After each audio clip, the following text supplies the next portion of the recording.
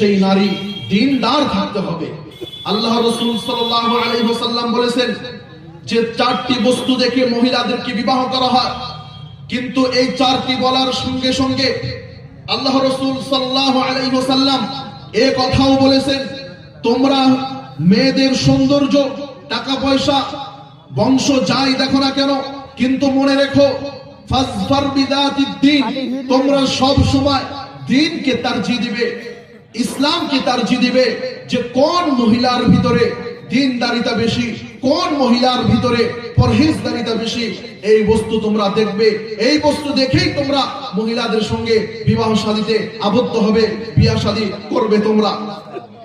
একজন মানুষ, আজকে আমাদের যুবকদের অবস্থা দেখে নিন।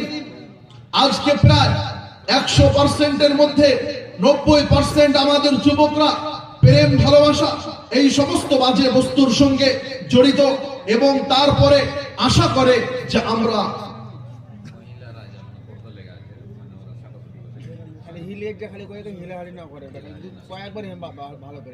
মহিলাদেরকে বলছি আপনারা একটু ভালো করে কথাগুলো শোনার চেষ্টা করবেন, এবং আপনাদের কোন বস্তুর কারণে, কোন হারকাতের কারণে কথা বা মাজলিস বা প্রোগ্রাম যেন কোনো নষ্ট না হয়, প্রোগ্রামের জন্য কোনো ক্ষতি না হয়, এর আপনার খেয়াল রাখবেন আপনারা।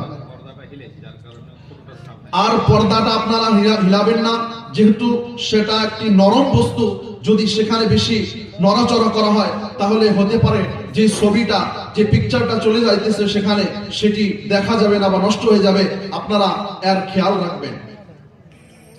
সম্মানিত উপস্থিতি, আমরা বলছিলাম প্রত্যেকটি মানুষ, চাহে সে দিনের উপর আমল করুক বা না করুক, চাহে সে নামাজ রোজা আদায় করুক বা না করুক, কিন্তু প্রত্যেকটি মানুষের একটি খাহিশ থাকে যে আমার স্ত্রী, আমার সন্তানগুলো যেন পরহেজগার হয়।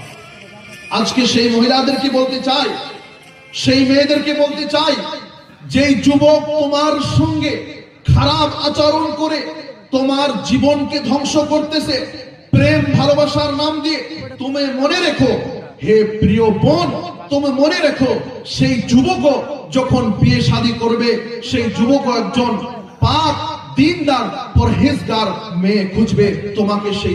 সেই যুবক তোমাকে তখন খুঁজবে না। আজকে কোন আশায় পড়ে রয়েছে? এটি জীবন নয়, এটি আসল জীবন নয়। এই আমাদের যৌবন জীবন, এটি আসল জীবন নয়। এই জন্য একজন সালাফে সালেহিন বলেছেন, আমি সময়ের গুরুত্ব বা যৌবনের গুরুত্ব একজন বড় ফালার কাছ থেকে শিখেছি। কেমন